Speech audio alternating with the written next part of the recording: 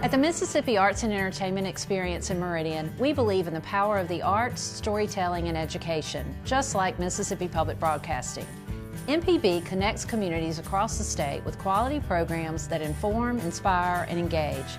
Their audience is loyal and appreciative of businesses that support public broadcasting, which makes underwriting on MPB a smart investment. Join us in supporting MPB. Learn more at mpbfoundation.org. Support the programs you love and wear your Mississippi pride on your sleeve, literally, with the new merch on the MPB shop. Check out our latest drop with apparel from your favorite TV and radio shows, both current and throwback, featuring fan favorites like Next Stop Mississippi, Southern Dish, Hampton Wired, and more. Every purchase you make supports MPB. Visit mpbonline.org and click the shop button at the top to show your support today.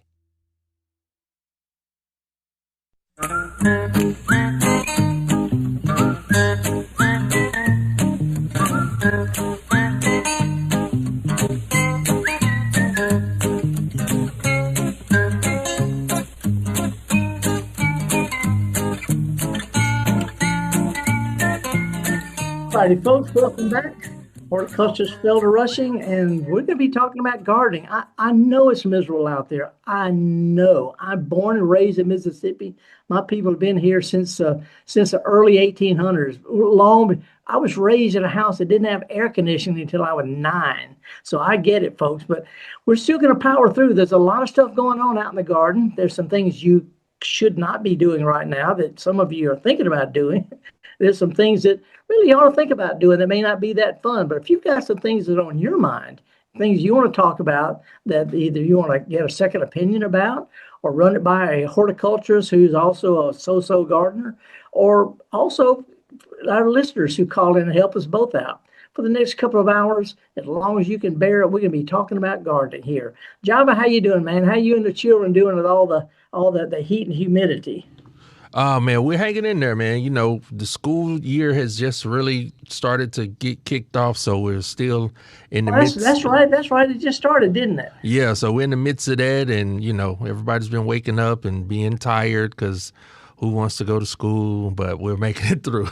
Well, we're going to be talking about all sorts of stuff gardening. I got some photos I'd like to show for those who are listening by way of live stream, either live while we're doing it or later. You know, a lot of folks don't realize, Java, that not only can you listen to Mississippi Public Broadcasting, but also you can go to mpbonline.org or go to YouTube and in the search box, type in Gestalt Gardener, and you can see the stuff we're going to be talking about. And that may stimulate some interesting new discussions. But the next hour, we're going to just kind of lay low. We're going to take it as easy as we can. We're not going to try to burn anybody out. We're going to try to stay cool and hydrated. And there's some things going on, Java. So let me know if we got any phone calls, or else I'm just going to blather for 2 hours. Well, I mean, we're going to get some phone calls. 1-877-MPB-RING. That's 1-877-672-7464. You want to call in and get some summer gardening advice. But I do want to say good morning to the YouTube chat. We have Alan checking in from Virginia. One of the regulars says good morning and happy Friday, Felder. We got Margie from Harperville saying a good Friday morning. Dean from Alexandria, Louisiana. Stuart Gardner, checking in from Ellisville. And he says he just finished pulling weeds for the chickens and picking a pile of okra. The okra and sweet potatoes are loving this heat wave. You know, I've got a thing. Let me see if I find this thing. I downloaded something that I'd written years and years and years ago. I don't know if I can find it right now, but you might be a Mississippi gardener if. Let me see if I can put my finger on this thing. I had it pulled up. Speaking of okra, where is this thing?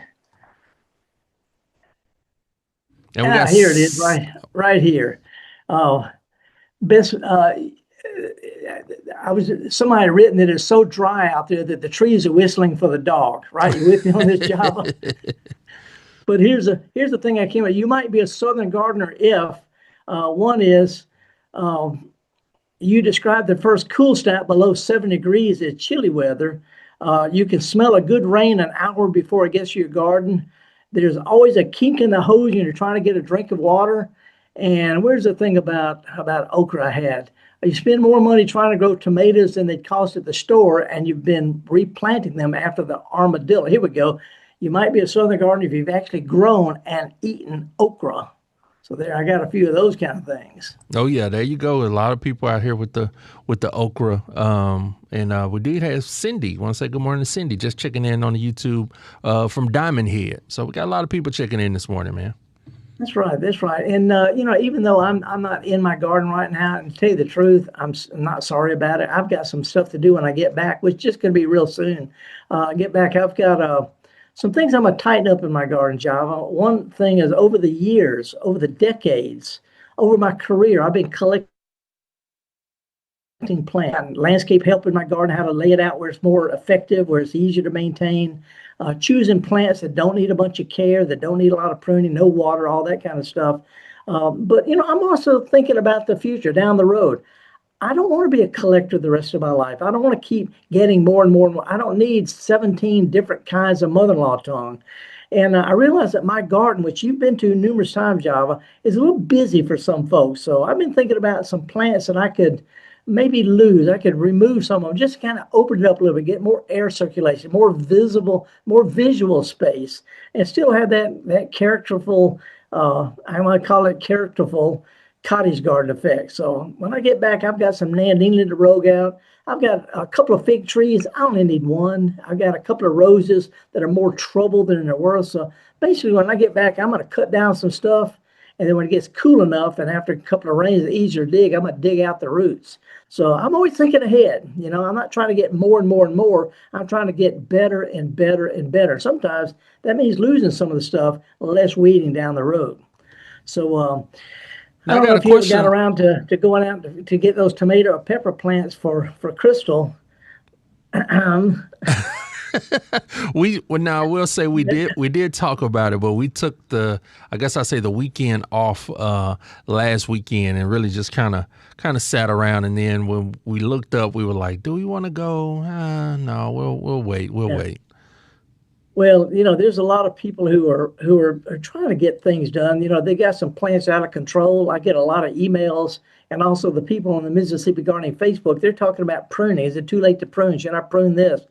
And so let me just throw this out for folks who are thinking about pruning. My general rule of thumb is the middle of August right now is sort of the general cutoff date in our part of the country for cutting big stuff back and getting it started back over again. I'm talking about taking something that's overhead high down to 2 or 3 or 4 feet tall. You can cut a lot of shrubs back, start them over again. It's called rejuvenation pruning. But it's right at the tail end, because when you cut them way back, it takes a little while for the new growth to come out, and that new growth has to have time to toughen up before winter. So we're talking about hollies and things like that. However, if you're talking about azaleas, Lady Banks rose, Peggy Martin rose, those things that bloom in the springtime, they're already starting to set flower buds for next year. So anything that blooms in the winter, like flowering quince, or in the spring, like azaleas and spireas and blueberries, and the once blooming roses, like Peggy Martin, let's don't prune those anymore. Let's let them bloom next spring and then prune them. So you can cut a lot of stuff back right now, but except for the spring blooming stuff, we're past that. Also, I've been getting a lot of calls from folks who are seeing leaf spot disease. Matter of fact, let's go ahead and get who are our live stream producers today? Well, we got Abram back there running the live stream. We're missing Johnsy this morning, but we got Marissa on the phones, and one of our newest producers, Adam, he's back there helping out, looking around. Make sure you put him to work, Abram. All righty. Well, listen, Abram, if you can show Adam how to put up picture number 1, this is a classic example of the kind of stuff that a lot of people are kind of worried about right now. They're seeing a whole bunch of leaf spots. I don't know if you can see that or not. For some reason, my yeah, that's those the kind of brown, yucky looking things, man. Yeah. During the break, we got to figure out how I can. Here we go. I've been messing around with my screen. Shouldn't do that. Anyway, this is a classic summer leaf spot. Different fungi out there, and the worst effect is zinnias can get it, roses can get it, Maples can get it. Hydrangeas are just eaten up with it. What happens is fungus grows when it's warm and humid. And when you have a rain, it splashes spores around, and each spore starts a new spot. And then if you water overhead with a sprinkler or get a heavy rain, it splashes more spores. So it tends to get worse and worse, starting about the middle of the summer. There's really not much you need to do, partly because there's nothing that really will work. Once a leaf is infected, there's no curing it. You have to, if you're going to spray something like fungicides, you have to spray the parts that are not diseased as a protective film to keep from getting disease. Most of the time, Java, these leaf spots are not going to really seriously hurt the plant. It just boogers them up. People don't like to look at it. But we need to come up with a word that means leaf spot normality. Just sort of assume that some plants can have spots on the leaves and just keep on going. Not going to hurt them at all. So anyway, we're seeing quite a bit of that. And by the way, before we go any further, Java, I got an email from a lady I've known practically all of her life. Her name is Evelyn. Let me see if I can find it. I got the note sitting down right here. Evelyn Stewart. She's the daughter of Harold Stewart. Java, not many people know this, but Harold Stewart was the first ever Extension County horticulture agent in the state. Oh, wow. When he retired, I took his job on. I knew Harold through the Men's Garden Club for years. He passed away when it was like 101 years. Anyway, his daughter, Evelyn, I'm going to share some stuff about her plumerias in the next hour. But she said this, listening to a fellow who called last week who was looking for a book by a horticulturist named Neil Odenwald. Yeah, I remember that call. Yeah, he was a professor emeritus of landscape architecture and horticulture at Louisiana State University, a Mississippi native. Anyway, Neil has one of the coolest quick reference books for people about landscape plants. Anyway, I'm not giving up my copy because it's been out of print. But anyway, Evelyn said you can go to a site called AbeBooks, abebooks.com, abebooks.com.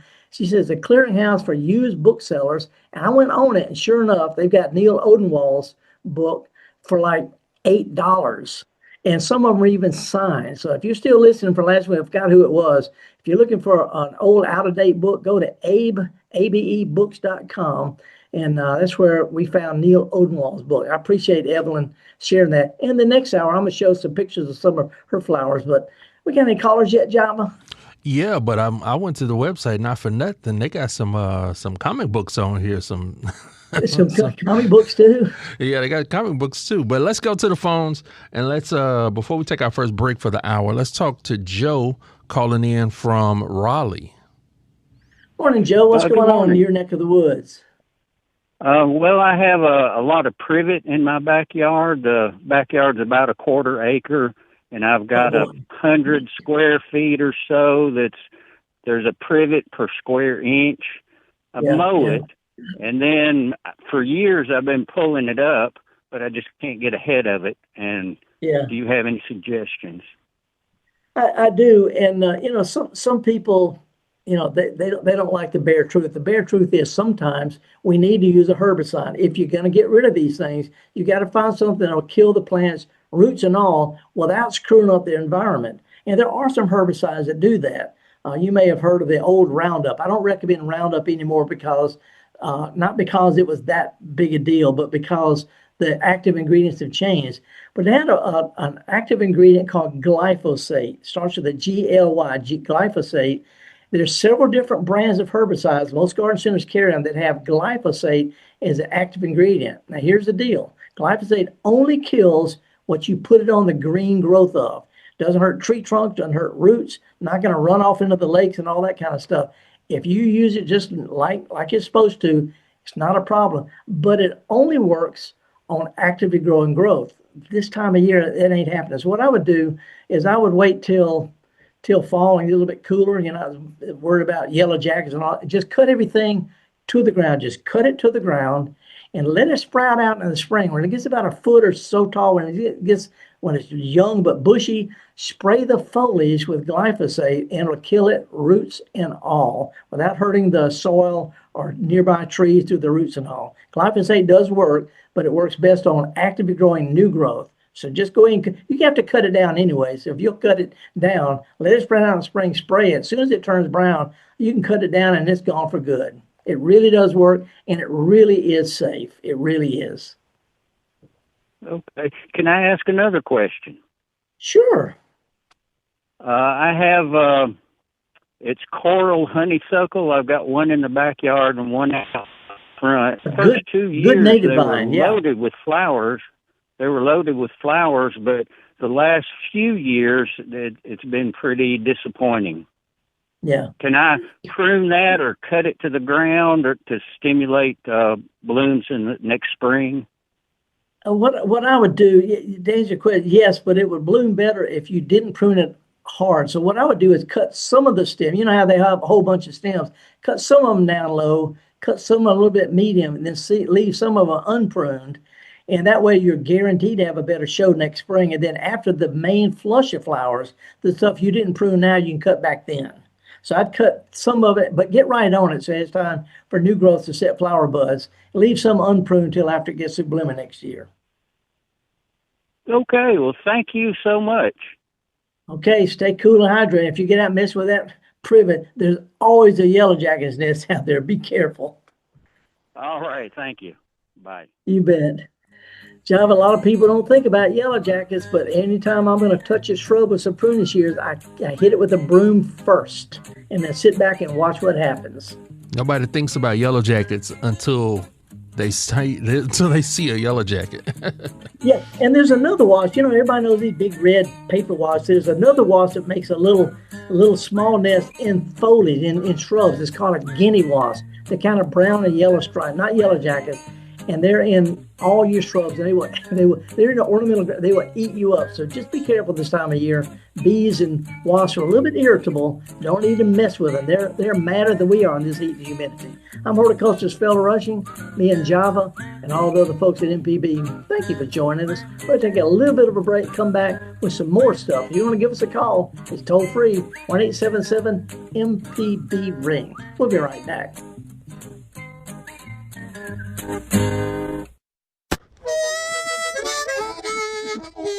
Hi, ladies and gentlemen. My name is Bobby Rush. As a blues man, I love Mississippi Public Broadcasting. If you support Mississippi music and their local programming, donate now, right now, and become a member today, not tomorrow. Thank you. Thank you. Thank you. Doesn't matter how big or small, but we prefer big. Thank you very much. School choice, rural hospitals, voter access. The 2026 Mississippi Legislature will impact you and your family for years to come. MPB brings you At Issue, a weekly analysis of the legislative session and the issues affecting you with perspectives from both sides of the aisle. Brandon Jones and new At Issue analyst Rebecca Staples join me, Wilson Stribling, every Monday at 5 p.m. only on MPB Think Radio and wherever you get your podcasts. MPB, your stories, our mission. Support the programs you love and wear your Mississippi pride on your sleeve. Literally, with the new merch on the MPB shop. Check out our latest drop with apparel from your favorite TV and radio shows, both current and throwback, featuring fan favorites like Next Stop Mississippi, Southern Dish, Ampton Wired, and more. Every purchase you make supports MPB. Visit mpbonline.org and click the shop button at the top to show your support today.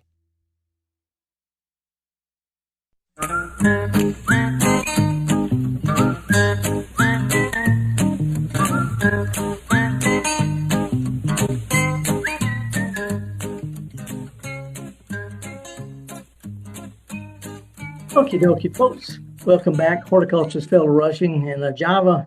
It's been weird, man. What a weird summer. We get a lot of rain in the spring. Plants put out a lot of growth that feel good.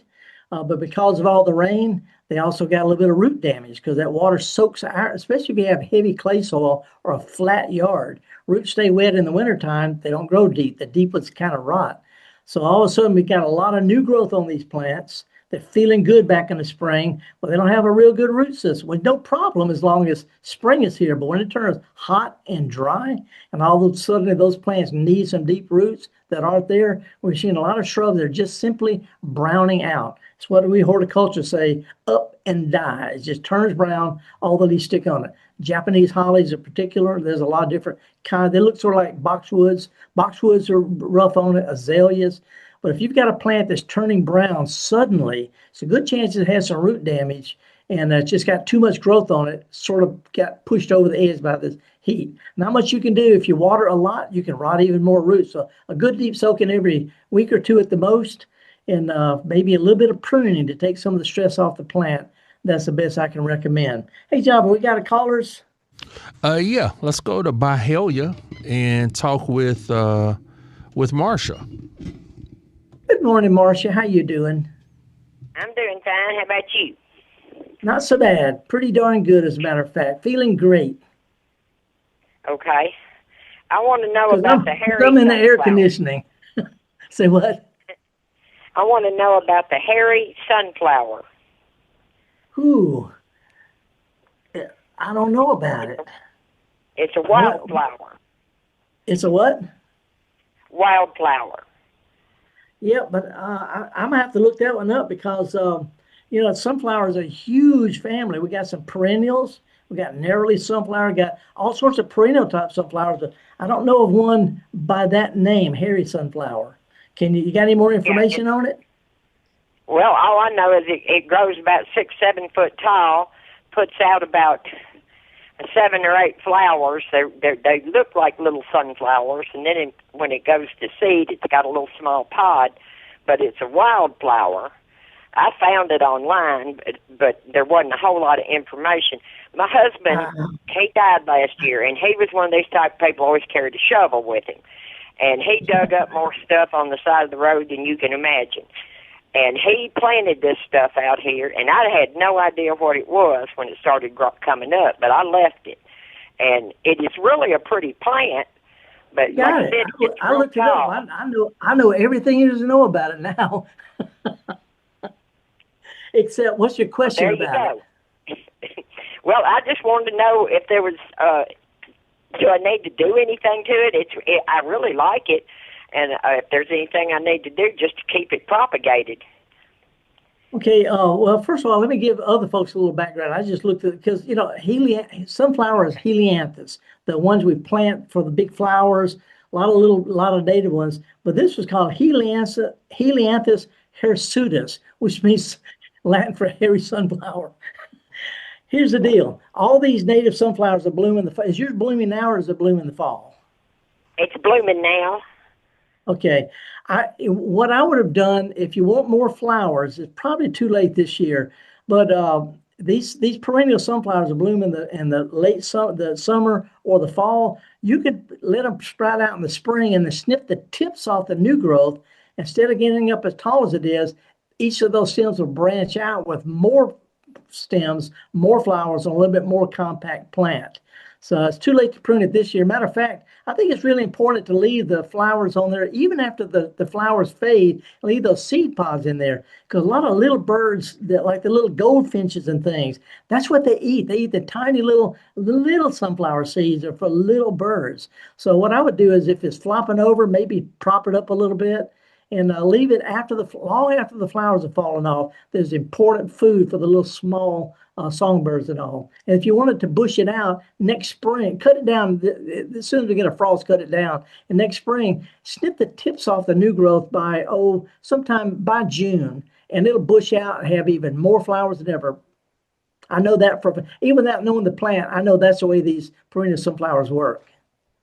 Okay, sounds good.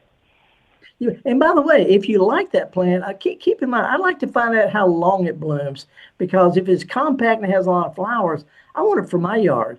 But there's a whole bunch of native sunflowers. There's one in particular that start blooming, sometime around football season, late September, October. It's called narrow leaf sunflower. Got little long skinny leaves, and it gets really tall, 6-8 feet tall. And you'll see it growing down in low, wet ditches. If you see some of those you like, and you're not going to get snake bit or arrested, you can cut some of those plants down to a few inches tall, move the roots, put them out there so you'll have even later blooming sunflowers. That's the one I grow, but I always cut it back to make it bush out. But the never-leaf sunflower will be blooming in another month or so, and that'd be a good companion. And as a matter of fact, I tell you what, I'll swap you some of mine for some of yours. How about that? That sounds like a plan. Let's have some fun, okay? I'll take a picture and email it. How's that? Okay. Yeah, put your hand by it so I can see how big the flowers are. Okay. Or put a dollar bill by it. A big daisy. They're more like a big daisy than they are a sunflower. Yeah. But it looks like it's more yellow than orange too. But they're bright yellow. They're pretty as they can be. I want some. I'll swap. Okay. Appreciate your call. Seed pods? Well, they come up from seed, but it's real easy to divide them. Divide it just like, if you can divide monkey grass, you can divide this plant in the wintertime. Thank you, Marsha. Man, y'all gonna have to get together, Felder. You really want some of that flower. I want some hairy sunflower. Helianthus hirsutus. Where do they come up with this stuff? Who else we got, Java? Oh, well, we're getting other phone calls together. Let's go ahead and take our cheesy tune. We're kind of at the halfway point of this hour number 1 of the Gestalt Gardener, and I'm really kind of excited because you sent 2 tunes, and you told me about one. So which one we're going to go with? Let's go with the one by Joey DeFrancesco called Mama Don't Allow No Music. I'm a horticulturalist, Felder Rushing, and I listen to corny me, barbershop chord, all that's quartet. When we come back, we're going to talk about the difference between angel and devil trumpet. We're going to talk about, I'm going to show some pictures of an eclipse, and I went to almost total eclipse. We're going to talk with whatever's on your mind about your gardening. So stick with us, folks. A little bit of news, not news, a little break and some cheesy tune. Mama Don't Allow No Music by Joey DeFrancesco. Look it up, folks. It'll make you laugh.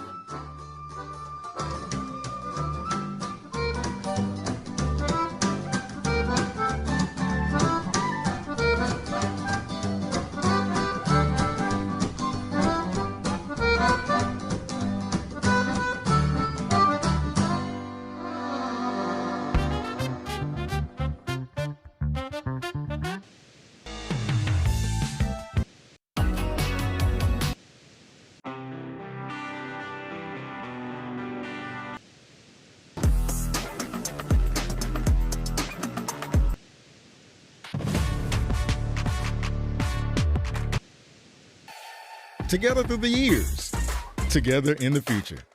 MPB, your stories, our mission. Hi, ladies and gentlemen. My name is Bobby Rush. As a blues man, I love Mississippi Public Broadcasting. If you support Mississippi music and their local programming, donate now, right now, and become a member today, not tomorrow. Thank you. Thank you. Thank you. Doesn't matter how big or small, but we prefer big. Thank you very much. Mississippi is a place of deep roots where every story matters and every voice can be heard. At MPB, we stand with our local communities, bringing you the voices of those who shape our state through local programming that reflects our culture across small towns to big cities, from the Delta to the coast. We tell the stories that define us, from the music that carries our voices to the leaders who inspire change. MPB brings you the heart of Mississippi, celebrating Mississippi one story at a time. MPB, your stories, our mission. The Measuring Show. Since 1970, MPB has been enriching the lives of Mississippians. Everything we do gives us the chance to grow and learn. With your support, we are always there whenever and wherever you need us. Together through the years, together in the future. Please consider making a donation at mpbfoundation.org. MPB, your stories, our mission.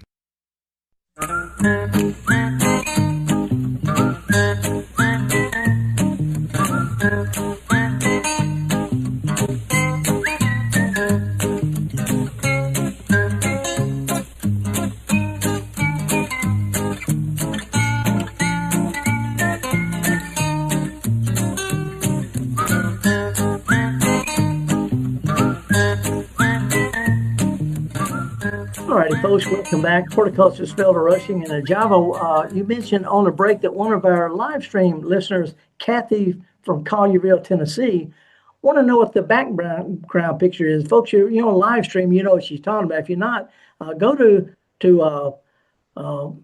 mpbonline.org and fiddle around till you find Gestalt Gardener, or else go to YouTube and type in Gestalt Gardener, and you can watch all this stuff. Anyway, this background picture actually is a formal perennial border that I took in a fancy botanic garden in northern England about 3 weeks ago. And the reason I took this picture is because every flower in this picture, the goldenrod, the phlox, the asters, the obedience, every plant in this picture is native to Mississippi, and they grow them in England and Germany and in Japan. They grow all of these flowers as regular garden plants, but they plant them in groups here and there instead of wild. They're not wild flowers in England. They're garden quality, native, Southeast United States perennials. Anyway, I just want to put that out. By the way, Java, a question came up. Somebody had this plant blooming in their garden, and they didn't know what it was. And if we could get Abram to put up picture number 2. This is the picture that they sent in, and a lot of people call it devil's trumpet. Okay, the leaves are kind of a grayish color. They're kind of soft, and this plant grows really well in dry places. I've seen it growing between the interstate lanes out in West Texas. But angel trumpet is related to Jimson weed. Its seeds are highly toxic. You can hallucinate yourself to death with the seeds of this. But this is called angel trumpet. Some people call it devil's trumpet because it's so poisonous. But let's put up picture number 3 and show what more people grow. That's called angel trumpet. Angel trumpet is a tall, shrubby, small tree. It's a large shrub or small tree.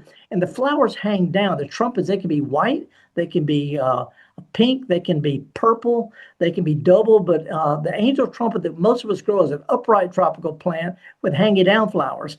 And then picture number 4 is what the real angel trumpet, what a lot of people call the devil's trumpet, looks like in a yard down along the coast. I forget whose garden this is, but a fellow on Mississippi Gardening Facebook posts this. It's a spreading ground cover, and the flowers point upward. It's only poisonous if you eat it or smoke it or whatever, that kind of stuff. But otherwise, it's a terrific plant, great for nighttime pollinators. So anyway, there's 2 different plants called angel trumpet. One can be called devil's trumpet. Doesn't matter to me. But hey, Java, can I brag on something? Can I show you something really weird? Yeah, and then we'll get to Carolyn and Jackson on the phones. Okay, you see what I'm holding up here? Yeah, that's a corn stalk.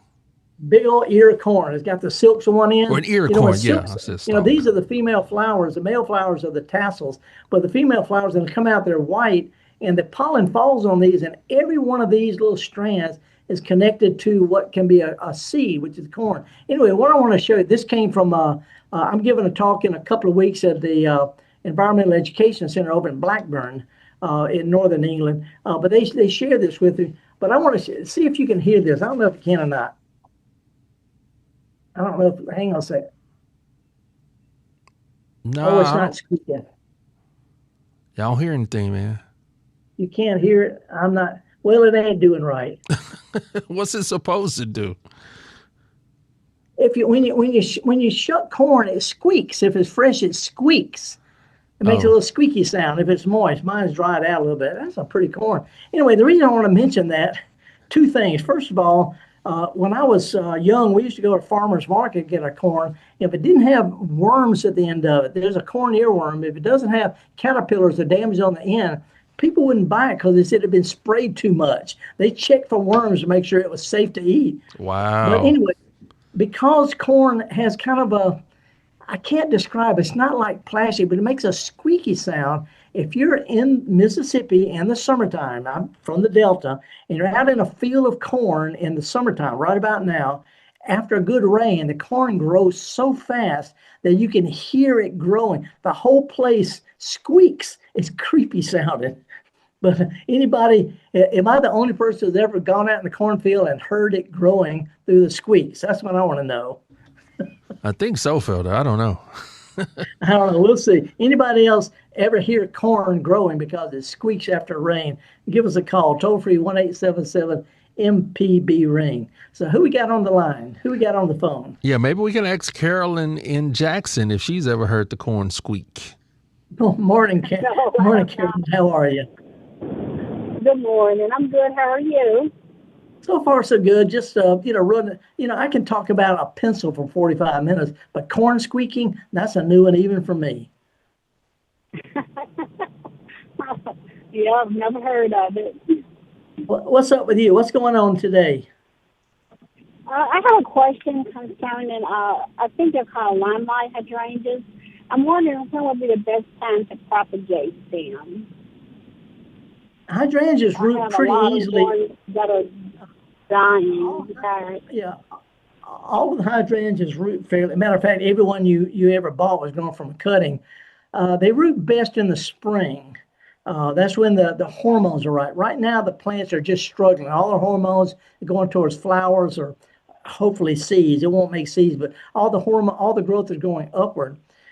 If you'll either in the late winter before they leaf out, you can take short cuttings then and put them in some moist potting soil. And when they start leafing out in the spring, they'll root. Or if you let the new growth come out in the spring and kind of harden up a little bit, where you can still bend it, but it won't snap. Not the real tender, floppy stuff, but when it's fairly, I'm saying middle of the spring, those cuttings root pretty quickly. They've got a lot of hormones in them that help them root better. So middle of the late winter or early to mid-spring is the best time to root them.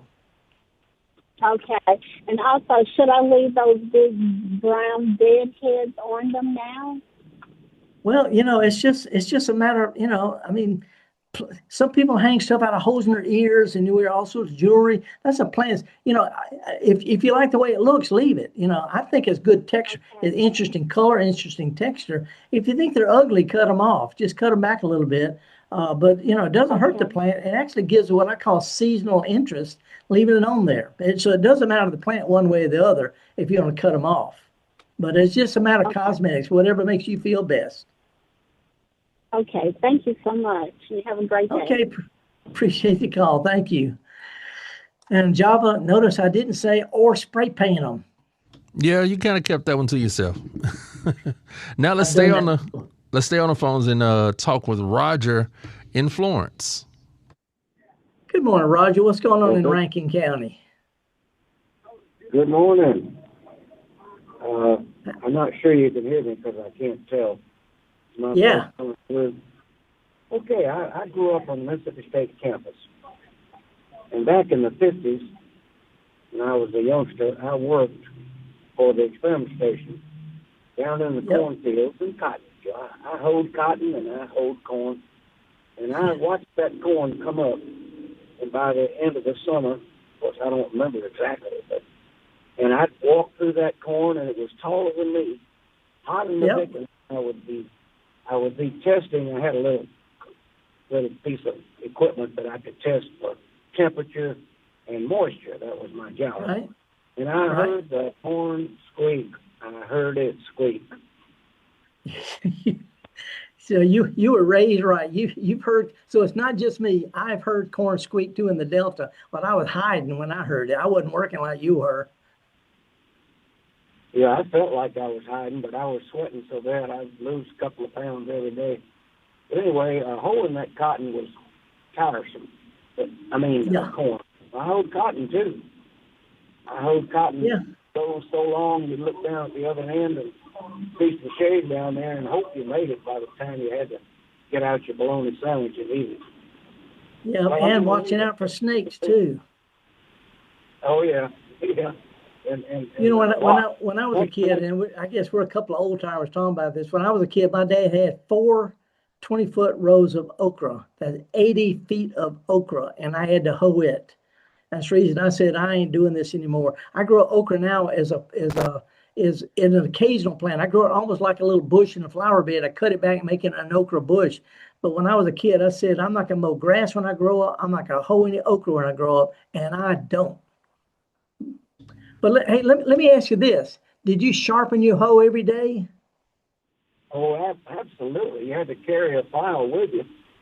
And And every now and then, of course, try to sharpen that hole with a file out in the middle of the field. I'd cut my thumb. And oh yeah, sort of thing. So a lot of people, when you say hoeing corn or hoeing okra or hoeing cotton, they think you're out there chopping. If you're chopping, you're killing yourself. If you'll just take a few minutes and sharpen the blade, it's like shaving. You can all you gotta do is just almost touch the weeds and they fall apart. But it's like shaving with a hoe instead of chopping with a hoe. You can't do that unless you got a flat bladed file in your back pocket. Appreciate that, Roger.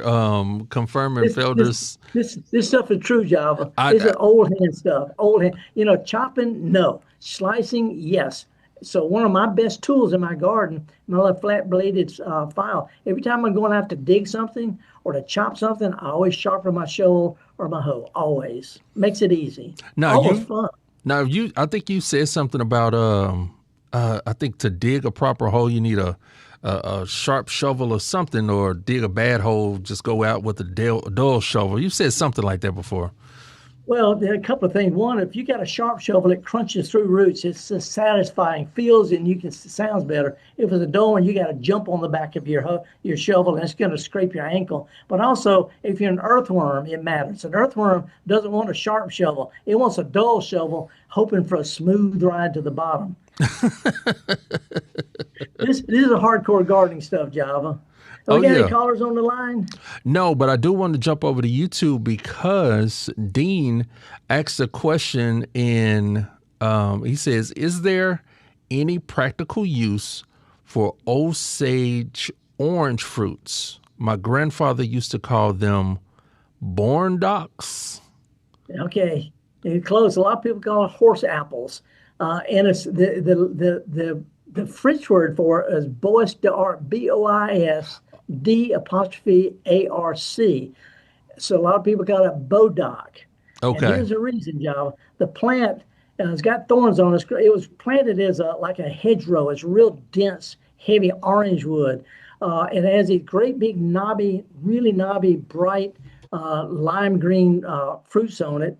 But also the stems on it are curved. All the branches are kind of curved, and such hardwood and such curve that the Native Americans and early people, they would cut them off and use the branches as bows for the bows and arrows.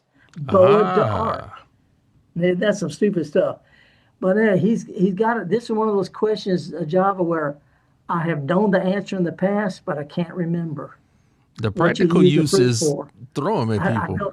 I know there's some uses for it, but I can't remember. We're gonna have to catch that in the second hour. I have to do a scratching and sniffing, unless somebody can help us both out. There is a use for them. I just can't remember it.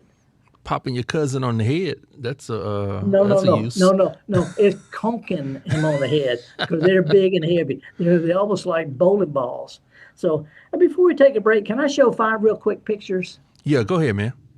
It's had nothing to do with gardening, but I want to show this. If you can put up picture number 5, Abram, picture number 5 is an aerial view of a tower that's right above my little village in northern England. This thing is over 800. I mean, you can get up at the top and see Ireland, Wales, Scotland, and it's a tower up there. But I went up there 2 days ago, picture number 6, to take a picture of a bunch of weirdos sitting around the base of the picture number 6, this old 1898 Jubilee Tower. What are they doing?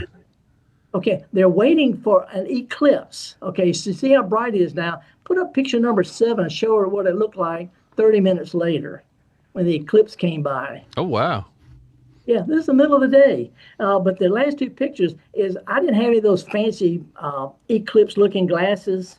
So what I did is I used a colander trick. Put up picture number 8. Let me show you. Next time we have an eclipse, try this. I took a colander, a kitchen colander, put a piece of paper on the ground, held the colander up, and the eclipse shined through all the holes in the colander.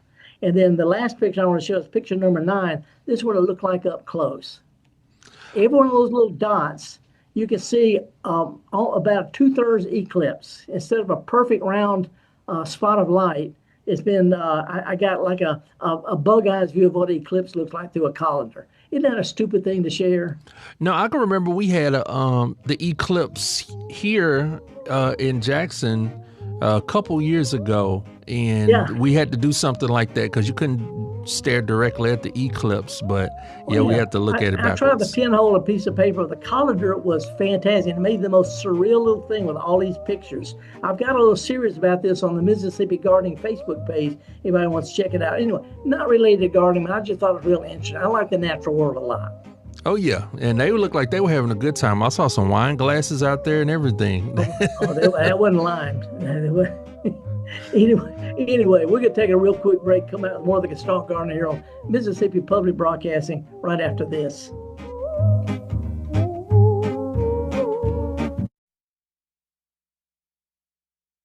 The Measuring Show. Since 1970, MPB has been enriching the lives of Mississippians. Everything we do gives us the chance to grow and learn.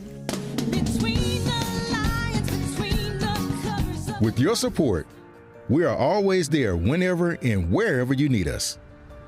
Together through the years, together in the future. Please consider making a donation at mpbfoundation.org. MPB, your stories, our mission. Every parent wants their child to grow, to explore, and to dream big. At MPB, we're proud to support families and teachers across Mississippi with trusted educational programming and resources that inspire learning and spark imagination. From PBS Kids Favorites to digital tools and early learning support, MPB is here for young minds, engaged classrooms, and families who believe in the power of learning at every age. Empowering families, inspiring learners. MPB, your stories, our mission.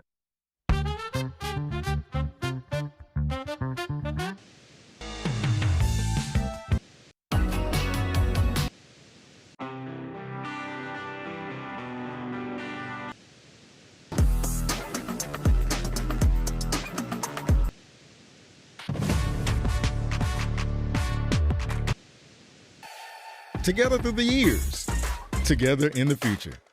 MPB, your stories, our mission.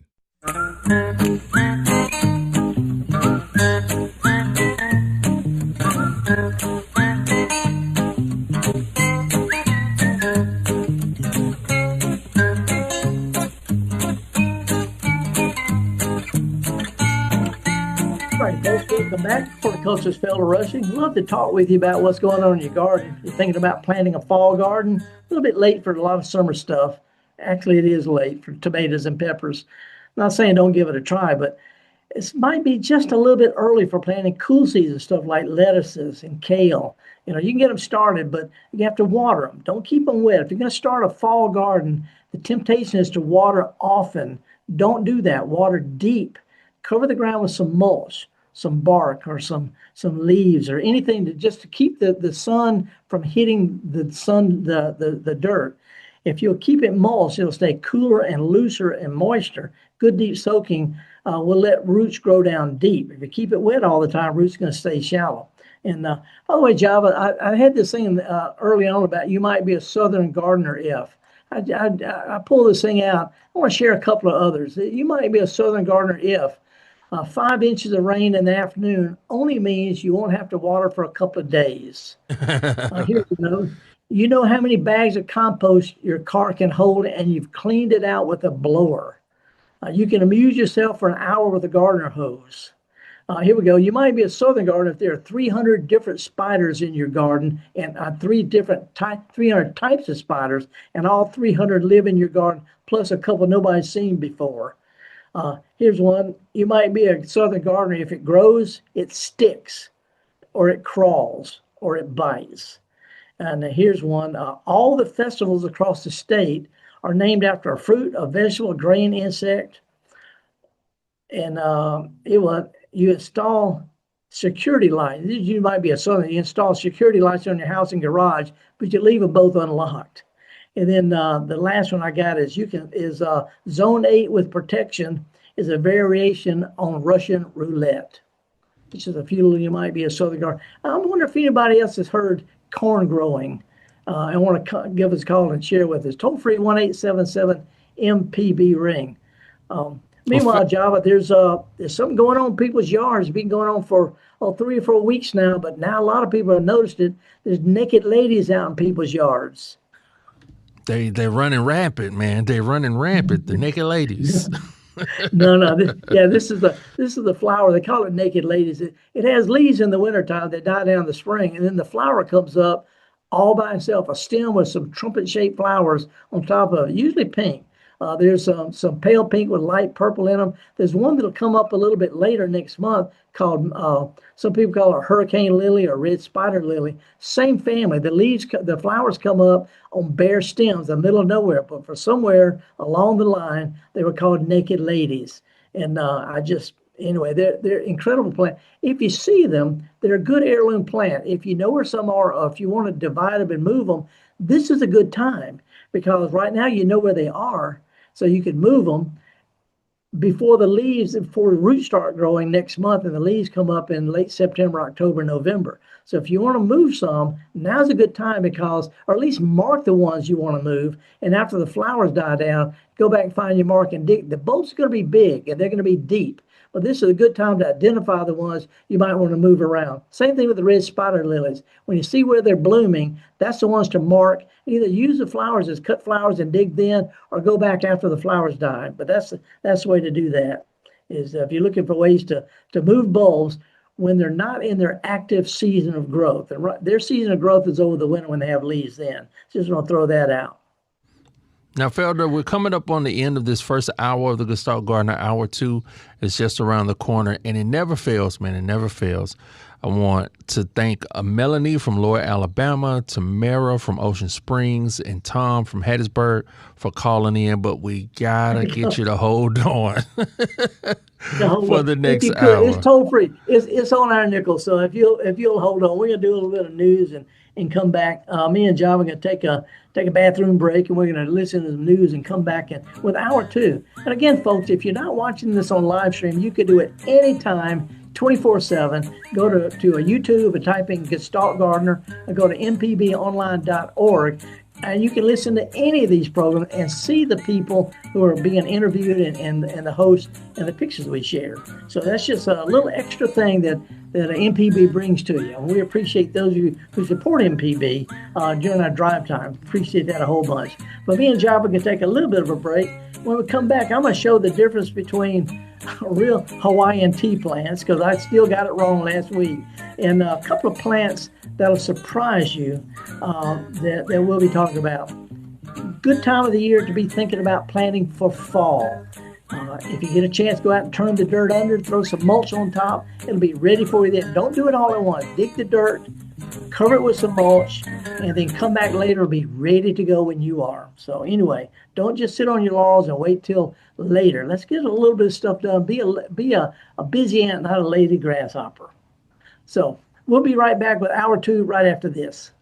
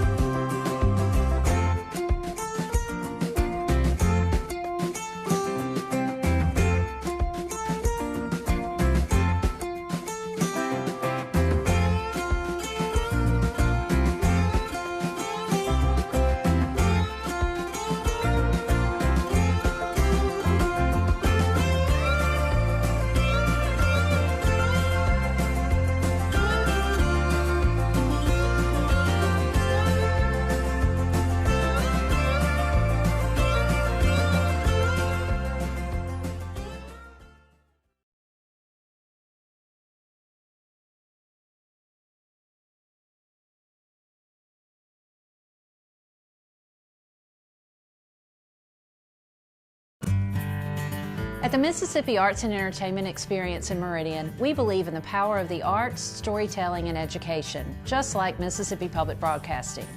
MPB connects communities across the state with quality programs that inform, inspire, and engage.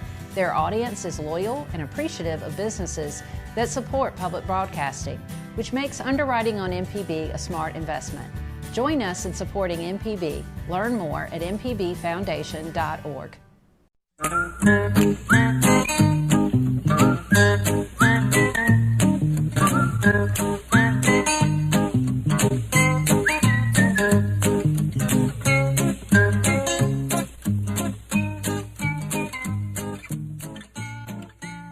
The Gestalt Gardener, which is a live production of Mississippi Public Broadcasting. It's a long time to listen to one person blather about stuff, and we'd rather just hear what you got on your mind. So if you got something you'd like to talk about, to discuss, to argue about, I'm not going to be argumentative, but I'll listen. And I won't try to sell you anything. So give us a call. I'm a horticulturist. I'm an average gardener. I garden smarter, not harder. And if there's some things you'd like to talk about, give us a call. It's toll-free, 1-877-MPB-RING. And Java, we had some callers at the end of hour one. Are they still with us?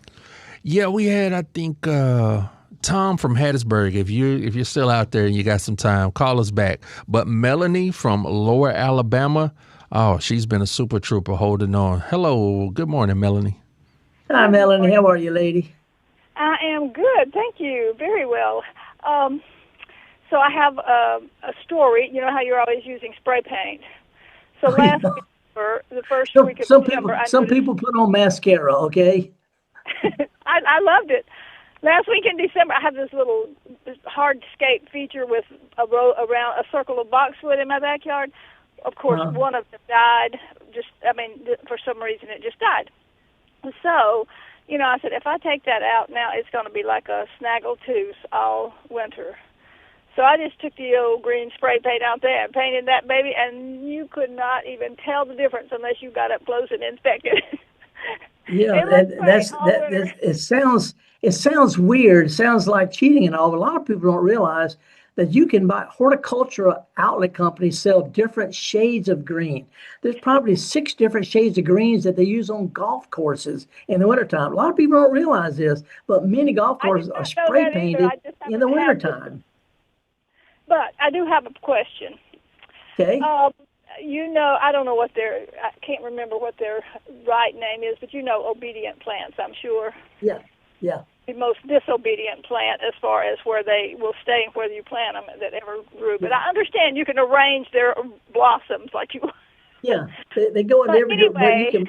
Each flower's on a swivel. You can make a point and stay in any direction. That's the reason it's called Physostesia is an name. Anyway, what about it? It's a great plant, great summer plant. I grow them, but they're starting to bloom now. But they always look ugly by the time they bloom. Their bottom leaves are starting to turn brown and look ugly. Is that something I'm doing wrong, or is that just their natural cycle of life?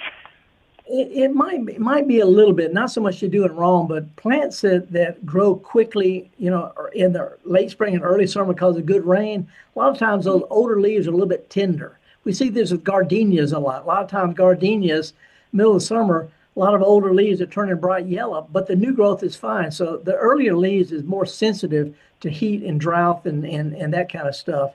But also, you might be watering a lot. This plant grows along roadsides. It does not need a lot of water. So if you're pushing it with water and fertilizer, that might be making a little extra tender. But I tell you something you can do is put something in front of it, something lower growing in front of it. I actually had thought I just need to put something there to hide its legs because it, put you some basil or some marigolds or some any kind of low-growing annual in front of it, and they'll actually be a complement. That way you have spiky stuff on top of roundy stuff. You make a little bouquet by planting compact stuff in front of it. If you know what's going to happen, just go with it. At this time of the year, the last thing I want to be doing is digging and planting. But do it earlier. Back in the late spring when it's still easy to dig. There's a lot of little low-growing moundy type. There's a type of zinnia called profusion. Profusion zinnias grow in little mounds, never stop blooming, little mounds.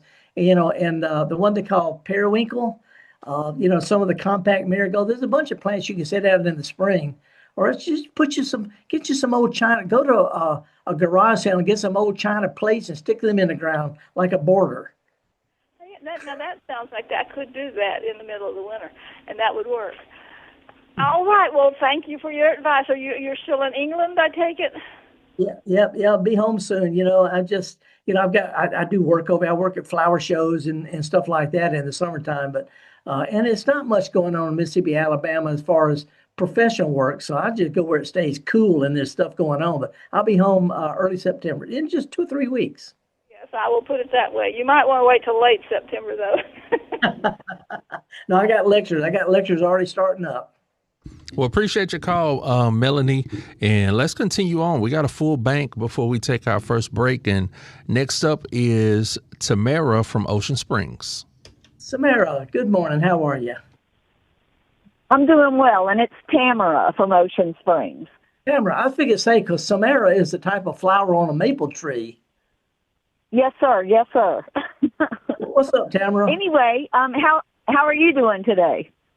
Pretty good. I'm inside. I got me a cup of coffee. It's late in the day here in England, so as soon as I get done with this, I'm headed down to the pub. Good. Well, I just called to. What you got? What's up? I called to let you know that I have gone and sat in a cornfield in the middle of the night and heard the corn grow. Yes. It's creepy, isn't it? Yeah, it's really strange. My husband was from upstate New York, and he always talked about it. And we traveled all over the United States with his work. And one time we were either in Illinois or else in Indiana. And he said, I'm going to take you to a cornfield and show you. And it was at the end of July. And we went to the cornfield. You know this is the start of a horror movie, don't you? No, it was a very tranquil place, and even with all the sounds, I was so amazed. So it's not just a southern thing then?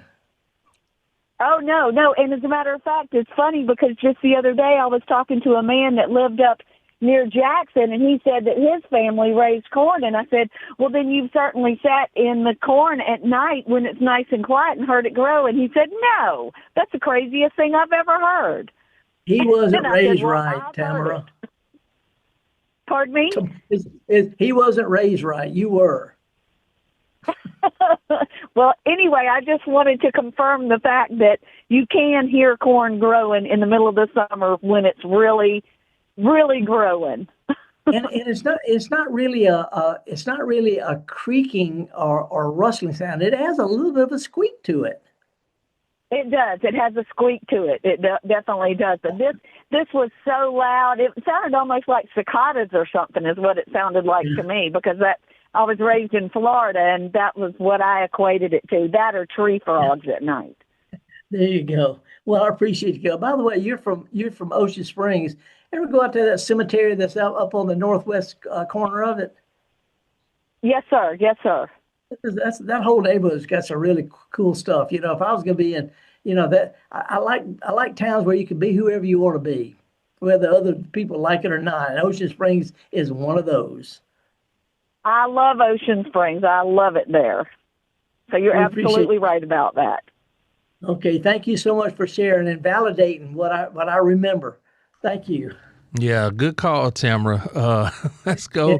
And by the way, Java, in full disclosure, when I first started the MPB, I had a co-host named Dr. Dirt. You never met Leon, Dr. Dirt.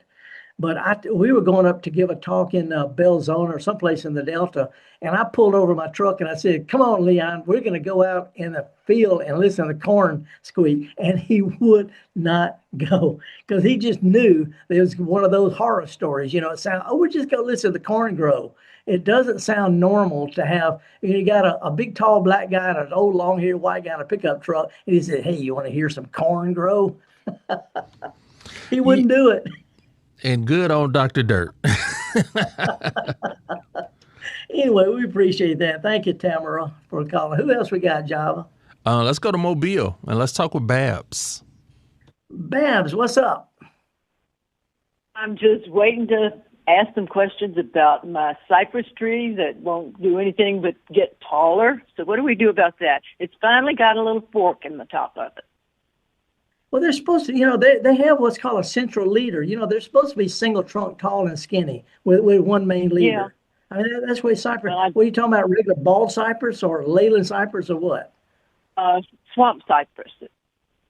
Just regular cypress. Yeah, they usually have just one main leader, one main stem goes up to a point. That's what they usually, these plants, they're shaped more like spaceships. They're not wide like an oak tree. They're more columnar, spaceship shaped. They're not pyramidal, but they never get really big. When I plant them in landscapes, including mine and my son's landscape, I always plant them in groups. You plant 3 or 4 about 8 or 10 feet apart, and then make a nice little colony. And you can plant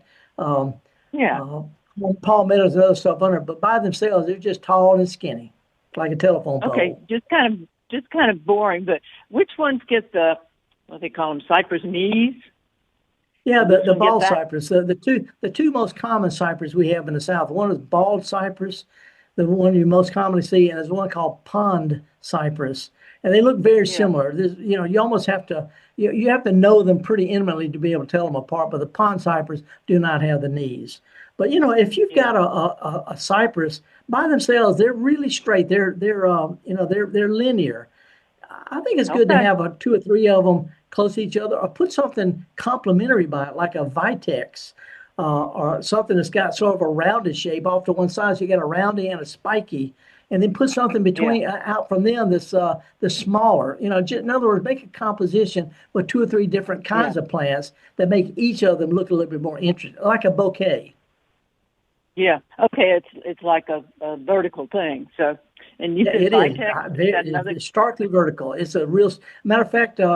One of the best plantings I've seen of bald cypress in the world was in a botanic garden in Japan. They used it at the end of a long reflecting pool to mimic mountains, but it's a whole group of them. So they're majestic in group by themselves. They're just kind of skinny. Yeah. Okay. And what about my crepe myrtle? I heard, it seems like years ago that there was a virus and it was really hurting all the crepe myrtles in Mississippi, and it was headed to Mobile, and then things seemed to get better. But my one little real dark bloom, the deep, deep pink on my little crepe myrtle, it's finally started branching up. I was told by some guy that knew all about landscaping that they were bushes, they weren't trees. So he said, don't do it. Don't crepe myrtle them. Just let it grow. Finally, it's doing that, and it's lovely. It's going to be a pretty bush. Well, let me unwrap it a little bit. It's not a virus. It's a type of insect that's fairly new. I think I was the first one to spot it in Jackson, Mississippi, several years ago. It's a type of scale insect, tiny little white bumps, and it spread rapidly across Texas and all over the South. And it's a little insect, and the trees will be almost completely black with sooty mold, and these tiny little white bumps all over it. So that's, and some years it's worse than others. So anyway, we're waiting to see whether it's going to be as devastating as it looked like it was going to be. But botanically, you know, even though we think of crepe myrtles as trees, they grow more like flowering shrubs, more like a rose. And you can prune them. Yeah. You can prune them with a pickup truck to sprout back out. When they're saying don't prune it like a crepe myrtle, they're just saying, you know, don't prune. It's like saying don't cut your hair. You know, we got to cut our hair if we want to. It does not hurt a crepe myrtle to prune it into a ball or to ball those fist type things or thin them out. You don't have to prune them at all, but it is not a sin to prune a crepe myrtle tree. It is not. I see it done in England, Japan, South Africa. Everywhere I go, I see it pruned, except in the South where Southern Living magazine says you shouldn't do it. It doesn't hurt to prune. It grows more like a rose, a big rose, than a tree. Okay, because my neighbors, hers are gorgeous. Oh, they were beautiful, swinging and swaying in that thunderstorm a couple of days ago. But mine is just, it's kind of like the swamp cypress. It's just kind of there. But then when I saw the black stuff, but it's just on one branch of it, and it has little white oval-shaped things on it. Those tiny little white things, that's a type of insect called scale. It will spread pretty rapidly. And you may hear all sorts of stuff. I've seen all sorts of stuff. I work with the Crepe Myrtle Society of America, Texas A&M, Mississippi State, Auburn. We all know that the only control for that, the only good control, is to use a systemic insecticide poured around the roots in the spring. See, so don't, you know, if you want to rub it off now, you can. But if it gets really bad, the only surefire control is a systemic insecticide. Every garden center has it, put around the roots in the spring. I wish I wasn't saying this, but we know that that's the only truly effective control for a truly awful little insect. Well, is it going to take over the plant? It's just in this one couple of branches that are going from the ground up. If it's those tiny little white dots, then yes, it's the scale. They start out in a small space, and then next year they're most of the tree, and then the next year they're completely covered up. So anyway, not anything to be worried about. Just understand that the only control is to drench the soil with the insecticide. And every garden center knows it and it really only works best in the spring. Okay. So well, I hope you don't have to worry. You don't have to worry about it this year, is what I'm saying. Okay. Well, I love my plants. I just want to nurse them back to health, and don't worry about that cypress. That's just a tall deal. Just plant some little things around the bottom. It's actually doing exactly what it's supposed to do. Yeah, and it doesn't look bad. There are a bunch of pine trees in the little forest behind it, so I guess it's just part of the family. Well, one of the recipes, I guess, for floral design also works with shrubs and works with trees. That's something spiky, something round, and something frilly. So you got the spiky. Now you need a roundy plant like a crepe myrtle or vitex, and then something frilly off to one side. It'll be like a big old bouquet out in the yard, spiky, roundy, and frilly. Yeah, well, they're about 20 feet apart, but I'll just put something in between them. There you go. It'll work. Yep. All righty. Appreciate your call. Yes, sir. And it is, just for your information, it's going to be 94 here, feels like 112, and 2% chance of rain. Well, that 2% keeps our hopes up, eh? That's it. You just hold on to that 2%. That's right. Thanks, Babs, for calling in. We got a bunch of calls there. What's it looking like after this break? We're taking a break. We got Ralph from Gulfport. We got Steph from Mobile. Suzanne from Bogachita. So we're coming back to some more phone calls. I didn't get the second one. I got it from Bogachita. And we're going to Mobile.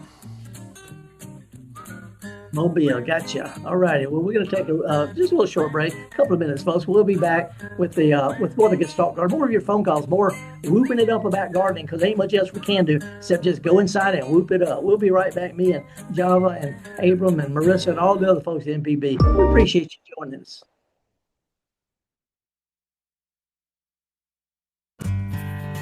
At the Mississippi Arts and Entertainment Experience in Meridian, we believe in the power of the arts, storytelling, and education, just like Mississippi Public Broadcasting.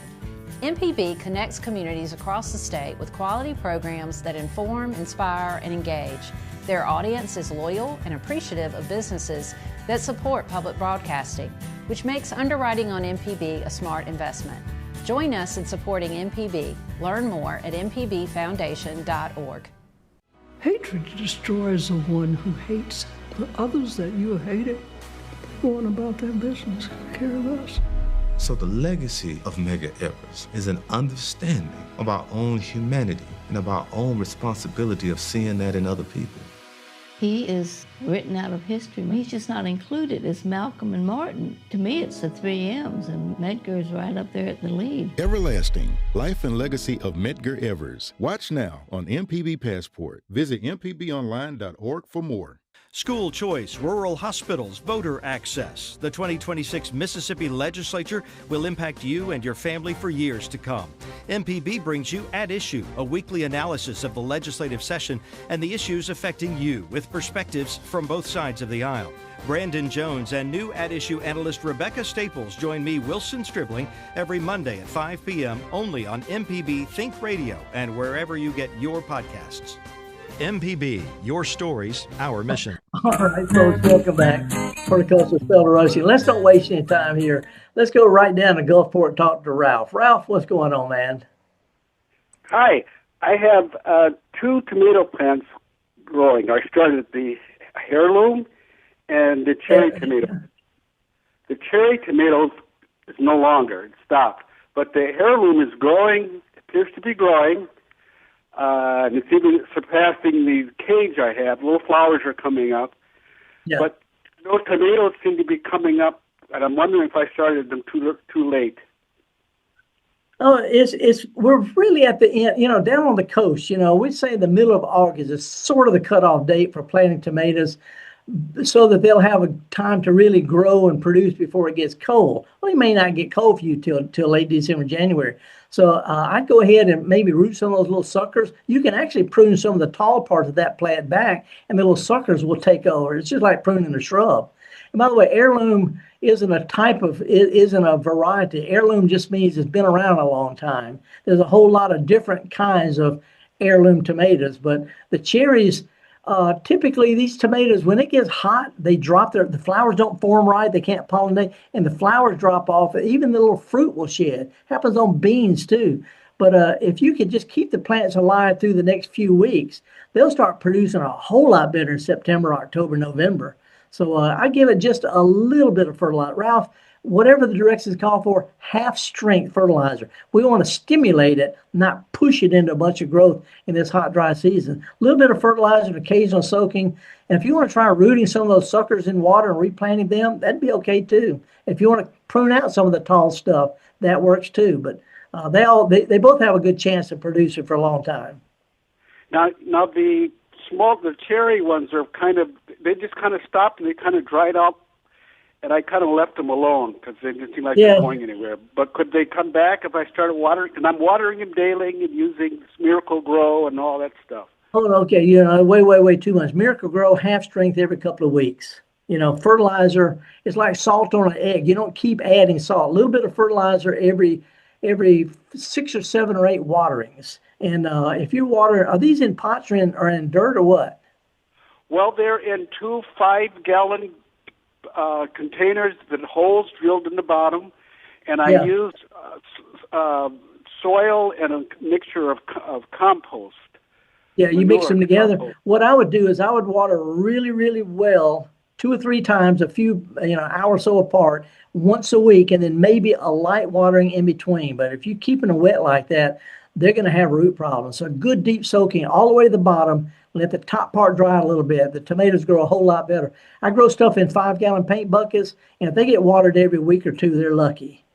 So, too much water, maybe too much fertilizer. Just hold back a little bit and see if they don't do better, especially this time of year. We don't want to push plants in this kind of heat anymore. You don't want to, go for a jog in the middle of the day. You want to take it easy, and so do they. Well, let me make sure I'm understanding you as far as the watering. Every morning, about 8 o'clock, 8:30-ish, I water, you use a hose and squirt it down around the perimeter of the container till it kind of fills up every day. Is that too much, or should I do it every other day? It's too often. I've been growing stuff in containers for half a century. If you water twice, about 30 minutes apart, the first one will sort of set the potting soil up. The second one will really soak in, and then do that about once a week. And if you want to water them down lightly once in between, it wouldn't hurt. But water it every day in a container my experience of decades of growing in all kinds of containers. That's simply too much. And a lot of people swear by it, but I'm telling you that trains roots to be dependent on it. If you want a good, deep, strong root system, let it dry out between soakings. Oh, okay. Well, I appreciate you, and thank you so much. Okay, and good luck on them maters. Take care now. Bye. Maters. I spoke Southern. By the way, Joe, I was in the pub the other day, and somebody said something and immediately stopped himself. He said, "We've been around you too long, Rushing." I said, "Have you ever done something?" He said, "I used to could." And as soon as it came out of his mouth, he said, "I did not just say that," because that is a Southern thing. Oh no, yeah, you rubbing off in the pub, brother. They say y'all. They say mm-hmm. And it's just because of hearing me, and because Java, it works. Vernacular works. And people want to get all snooty about the king, the queens, whatever. No, this ain't the BBC, folks. It's maters. I used to could grow good maters. You know what I'm talking about. Start acting like your mama and your grandmama. You know what I'm talking about. Yeah, mama and them. You know what they are. Yep, y'all and all that. And they say you lot instead of y'all. You lot. Now let's go back to the phones, and we're actually going to Bogachita and talking with Suzanne. Suzanne, good morning. What's going on in your neck of the woods? By the way, I got a speeding ticket in Bogachita one time and trying to find a shortcut to the coast, and it did not help me at all. Oh, no. The lovely Troop M is centered here. You have to be very careful. Yeah, I know that now. What's going on, though? What's up? Okay, two questions. One, I pruned my August, I think it's called August Beauty gardenias, right around the 10th of June. Have I just completely messed up their blooming this spring? I don't think so. You talk about next spring? Right, this coming spring. No, they form. They don't even form flower buds. They form pre-flower buds in the late summer and fall. I mean, you could even trim on one more time if you cut them hard and they're kind of scraggly looking, you can snip some of the new growth back a little bit, and it has time to branch out if you get right on it. North Mississippi, Tennessee might be a little bit late, but down in your neck of the woods, you can still snip them a little bit more. Okay, well, it just worried me a little bit. I'm a Delta girl. I'm terribly fond of my gardenias, but the bushes that I actually cut back have started just here and there producing a flower, and I thought, I just hope I didn't mess them up. No. The gardenias, they're repeat bloomers. They're not heavy repeat bloomers, but they're repeat bloomers. Have you ever rooted any gardenias? I have not.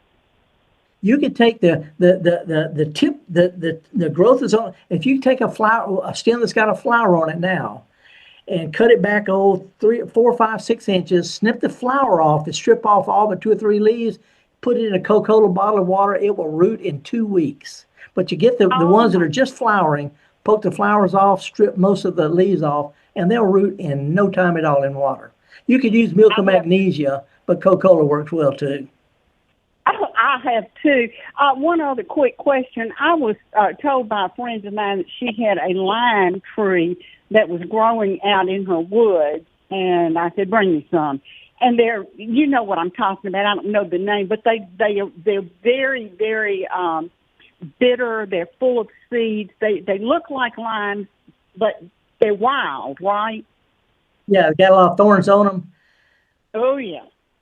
Yeah, this is if you notice the leaves, each leaf has got 3 leaflets on it. It's called trifoliate orange. It's not an orange or lime, it's a citrus. And that's all it has. Really good fragrant flowers, good thorns, and a nice looking fruit, but they're practically useless. And they're used as a rootstock for grafted citrus. And when people buy grafted citrus, they drive down the coast for the holiday and get, they used to sell them for $1 at the gas station, take them home and plant them. The top part freezes, and then it rootstock sprouts out, and then it spreads from seed. It's called trifoliate orange. Okay, if I'm interested in, I've got several here. Is there any way to preserve the seeds and then plant so that I can get one of these? Yeah, just wait till those fruits, they'll completely dry up. When they start falling off, they get real dull orange and fall off. Just squeeze a few out, put them in a pot, sit it out in the yard, and forget about it. They'll spread. I mean, it comes up everywhere, but you got to clean the seeds out of the fruit. Okay. Clean the seeds out, and okay. All righty. Well, I appreciate it. And by the way, have you ever made a gumball tree with them? I have not. You take some of those thorny branches and stick them in a vase and spray paint it white and stick little gumdrops on every branch for a Delta Christmas tree. How darling. That I think that's a great idea. I will do that. My mother did one, and after she passed away, we ate all the gumdrops. They were at least 15 years old. They were mostly dust. But anyway, homemade Christmas tree with gum. But it's hard to find gumballs. They only have gummies now, and gummies don't work. Got to find real gumdrops. Real gumdrops. That's a great idea. Thank you so much. All right, appreciate your call. Thank you. Bye-bye. Oh, Java. We had one of those gumdrop trees, but we kept running out of gumdrops. I went all over Jackson one time a couple of years ago, and I finally found some. I think one of the pharmacies or something. But real gumdrops are a thing of the past now, and they're so bad for you, but they're perfect for gumdrop trees. Now, before we take our second break of the hour and our second cheesy tune, let's talk with Steph in Mobile. What's going on, my man? Yes, sir. I have some ailing plants, and I'm looking for some advice. Okay, I didn't get all that. What's up? I have some ailing plants. I've got some peach trees, nectarine trees, pear trees, and plum trees.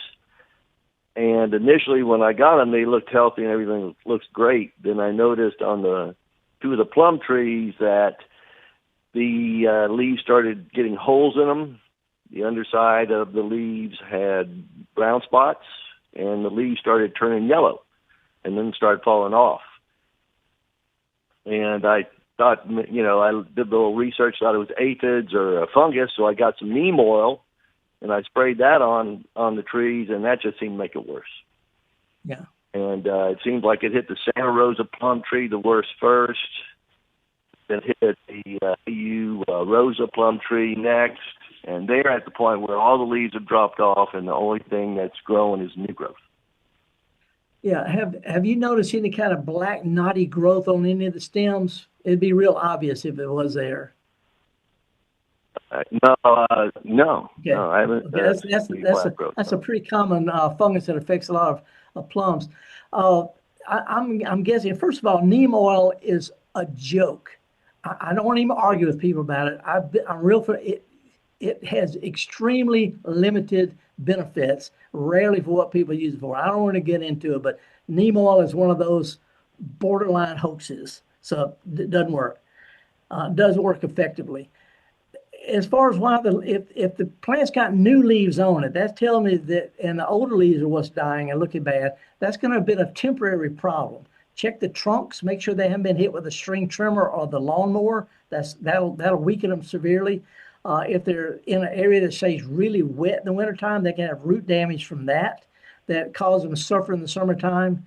Those are two big problems: root rot from staying too wet in the wintertime, and trunk damage. As long as they've got new growth on the ends of the branches, I wouldn't worry too much about it. But this winter, let's thin some of the branches out, maybe some of the limbs. If you've got a bunch of clutter on them, get rid of stuff that's growing inward, or just leave stuff that's growing up and out. Get rid of a few limbs and a few branches, and what's left will get all the energy that will go to what you cut off next year. A lot of times the plant is under stress, just needs a little thinning. And all fruit growers prune their trees every year, partly for this reason. So I would just get them through this summer with a good deep soaking every couple of 3 weeks, at the most, and then let's do some thinning this wintertime and see what happens. Okay. Well, I just planted them as of last April, and what I found curious is how often are you watering? I'm watering when it's not raining. I'm watering almost every other day. Yeah. Every couple of weeks. Let's try that. Good deep soaking. Water them twice, 30 minutes or an hour apart. Mulch around the base with some bark or something. Give them a good deep soaking, no more than every week or two. I've been growing stuff like this for a long time. Sound like you're just stressing the new roots are being drowned with too much water. That was one of my. That's sort of the symptoms. If they're older trees that sound like root rot, I'm almost sure it's root problems from too much watering. And if you didn't prune them this year, when you set them out, there's not a commercial plum or peach or apple or pear grower on earth that wouldn't cut them back to about thigh high the day they put them in the ground. So if your trees are really big, I go ahead and thin out some of the branches now. Don't leave any stubs, some of the clutter, and let's don't water them quite as much. And see if that won't get them through. But it helps a plant to thin it to a few, 3 or 4 or 5 main limbs, and then a few branches that are growing outward and upward. So go ahead and thin it out without leaving stems that I wouldn't water as much. I bet that's your problem. Now, the thing is that whatever hit my plum trees, it's having a lot less effect on my peach trees. The peach trees might get 1 or 2 yellow leaves, and I'll pull those off, and 2 or 3 days later I might get 1, maybe 2 yellow leaves. Nobody doesn't have that from time to time. Look at it from a distance. Overall, from a distance, it looks okay. It is okay. Don't look at stuff too much up close. But I would definitely thin out some of the growth on both of those. If you didn't prune it, we'd set it out. This is sort of like a bottom line with fruit growers, and I've been working with fruit growers all my life. I was raised in a grove. So thin out some of the clutter. Let's don't water them too much. And don't worry about a few older leaves that are shedding under stress. As long as the new growth looks okay, you're all right. Now, is it a fungus, or does it sound like that's what's happening? It sounds more like just stress. My first 2 guesses were too much rain or trunk damage. Both of those caused the symptoms you're talking about. It was, so I wouldn't, as long as it got new leaves on the ends of the branches, good deep soaking, thin out a little bit, I bet they'll do fine. Okay. All right. Well, thank you. I'm pretty sure of this. All right. I was just wondering why the plum trees were getting decimated, but the peach trees were affected, but almost they're different species. You can plant 15 different roses side by side, and 2 out of 3 are not going to look as good as the others. It's just the different species. It might even be a different rootstock. I don't know, but it sounds like they're just getting too much water and need a little thinning. This is a real routine with fruit growers. All right. All right. Well, thank you. All righty. And Java, before we go into this, let me set this tune up with a picture. If we could, because I've been ignoring our live stream producers, but they could put up picture number 15 real quick. I want to explain what that is. My friend Evelyn Stewart sent me this picture of some of her plumeria trees, which we were at. These are flowers on trees grown in pots in Jackson. This is the Hawaiian, what they make leis out of, the Hawaiian frangipani tree. And I've been calling it Hawaiian tea. Let's put up picture number 16. This is a Hawaiian tea plant, which I grow myself. They're, it's not even related. But anyway, Hawaiian tea plant, you see it in Florida. A lot of people grow them in containers. Brilliant, almost shocking red foliage. But last week I said, frangipani and plumeria, same thing as Hawaiian tea. I should have known better. And thank you, Evelyn, for being so kind to me. Now, with that, talking about Hawaii, let me calm down a little bit with a little bit of music from Hawaii. A little still, just relax and breathe in and breathe out a little bit, Felder. We'll be back with more of the Gestalt Gardener right after this. Breathe in and breathe out.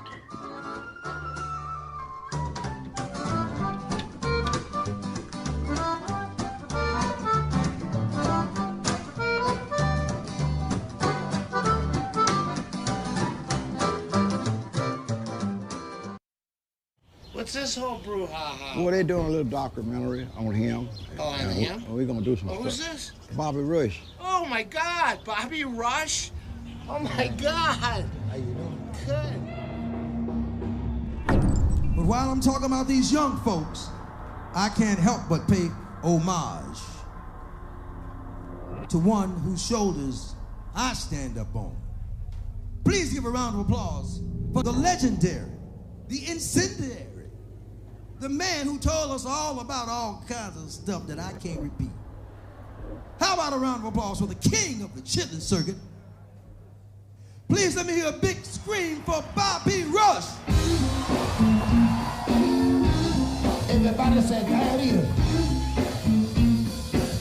Everybody here, let me hear it. I want the world to know that I don't have butterflies in my stomach by how the songs or what I'm gonna do on stage, how it's gonna come off. That don't make me nervous. It don't make me nervous when I go out and the promoter run off with my money, don't pay me. That don't make me nervous. But doing a documentary on Bobby Rush, my life story, that make me nervous.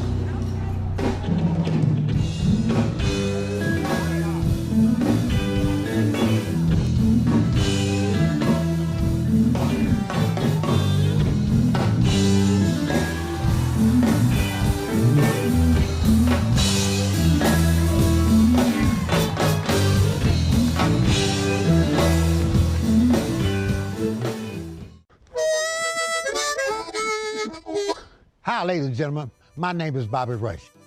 As a blues man, I love Mississippi Public Broadcasting. If you support Mississippi music and their local programming, donate now, right now, and become a member today, not tomorrow. Thank you, thank you, thank you. Doesn't matter how big or small, but we prefer big. Thank you very much.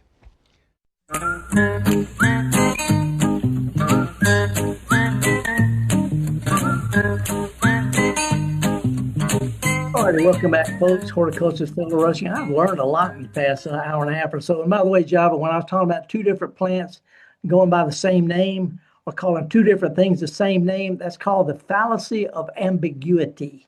Just want to throw that stuff. I had to learn all that kind of stuff, and nobody cares, but I pay attention to stuff, and it makes me compare things that maybe shouldn't be compared. Just saying. Who we got on the phone? Let's go to Meridian, and let's talk with Becky. Good morning, Becky. How are you? I'm good. How are you? So far, so good. Not so bad. Good. I think I told them that I had a question about my Peggy Martin roses, which I do, and then I have another question about a ginkgo tree. So okay. I bought 2 Peggy Martin rose bushes at Mother's Day, so back in May, and I just got around to planting them about 2 weeks ago. I know it's a stressful time to plant them, but so I've got them in a western-facing spot right next to my front porch with right at 2 different columns because I want to try to train them to grow up the columns. Right. Can I do that with chicken wire, or what? How can I start them going in that direction? Well, let me back up just a second first. When you planted them, did you dig wide holes and loosen the potting soil up? Yes, because I listened to you. Because if you didn't, it's not too late. I would still take a shovel and make the hole an extra shovel wide all the way around it, because the faster it grows side roots, the sturdier it's going to grow down the road. So wider than if you don't feel a little silly about it, it ain't wide enough. So I go ahead because you've been digging and been watering, so it's loose. Just you don't even have to dig it. Just take a shovel and loosen it up, extra shovel around. What I would do is I would put an eye bolt up high and have a single wire running from it down to a stake in the ground, not on the rose itself, and then train one of the main stems on that wire. Okay. And if you want to have 2 wires, if you don't have growing in V shape anyway, but something like chicken wire is going to be it's going to get tangled real quick. This plant all the stems get real thick and they get bigger in diameter and all. So I wouldn't go with anything smaller than what I call hog wire. But to me, it's a little bit better to grow on something with bigger mesh. I tell you something else. You can go to one of the box stores and they have this concrete, this reinforcing mesh they put in. It comes in rolls. You roll it in concrete, And it's rusty colored, and the holes are like 4 by 4 or 6 by 6. It's real heavy gauge stuff like they put in concrete. And you can cut that stuff where it's only like 2 feet wide and hang it from your porch roof. And because it rusts, it actually disappears visually. You can't see it more than a few feet away, and that'll really support a lot of vine. But a chicken wire is dog wire, not as too meshy. Needs something a lot sturdier and bigger than that. Peggy's a monster. I know Peggy Martin herself. She's not a monster, but her vine will take over your porch real quick. Yeah, and we've got the porch is as long as the front of the house, and so we've probably got, I can't remember how many, but it's got a lot of room to grow. And put some good sturdy eye bolts up high and have a wire or two running down to the ground beside the plant, and then have you some more eye bolts with wires going along the top of your porch down the length of your, there's something you could drape it off of. What I have to do with one that I planted for my daughter-in-law is to get up on a ladder once a year and tie some of those limbs up, but I have a long piece of long wire to tie on to. But the simpler and the sturdier you make it, the better. So I really could do an eye bolt at the very top and make it one big enough that I could put a piece of rebar through and run over to the other column, same thing. Absolutely. Don't go with the skinniest rebar. They sell it in 2 or 3, go with the middle-sized rebar, not the skinniest stuff. And it looks great. It'll disappear. It won't look bad. Okay. If you want to, you can spray paint it, the first year to make it disappear, but even rust disappears. But that's what it takes for Peggy. Okay. And then my question about the ginkgo. So my neighbor moved away, and she gave me a ginkgo tree that's been in a big pot on the west side of her house, been root bound for probably decades. I don't know. And so we got it out and we planted it back in the spring. But it's not. It's looking kind of like it's not happy. Like it's couple of limbs have lost their leaves, and the other leaves just kind of yellowish looking. So this plant's been in the pot more than 2 or 3 or 4 years, right? Oh yeah. Mm-hmm. Okay. Trees grow roots straight out, and if they can't grow straight out, they go round and around, and they get longer in a circle, but they also get bigger in diameter, and they will choke you. It's called girdled roots. They get so thick that they choke each other out.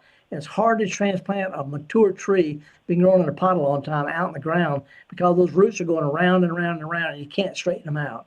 So this is a good idea, but it's hard to pull off. I was raised in a tree nursery, and if it's growing in a pot for more than 2 or 3 years, the main roots that would normally go straight out are growing in a circle. Unless you can straighten those things out, it's not much way. It's just basically the roots are strangling each other, and this is pretty common.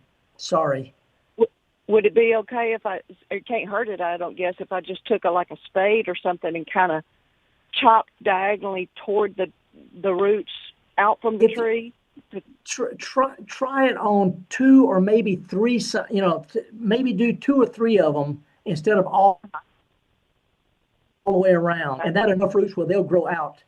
So I wouldn't do it all the way around because, in other words, if you cut into the root ball itself, perpendicular to the trunk, do that 2 or 3 times around it, and that might be enough to get it started. It really might. Okay.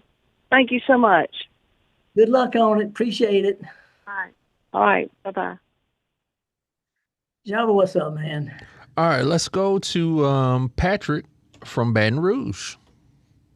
Hey, Patrick, what's going on in your neck of the woods, or your neck of right across from the bayou, I should say?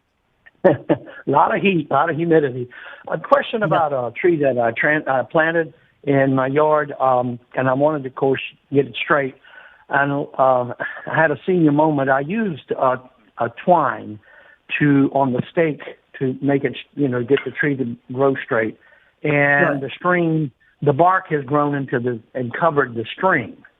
Yeah. Now above it, the stem is starting to kind of expand, but I'm worried about, if that tree is actually going to grow because of is it wrapped all the way around, or just do it on one side? Yeah.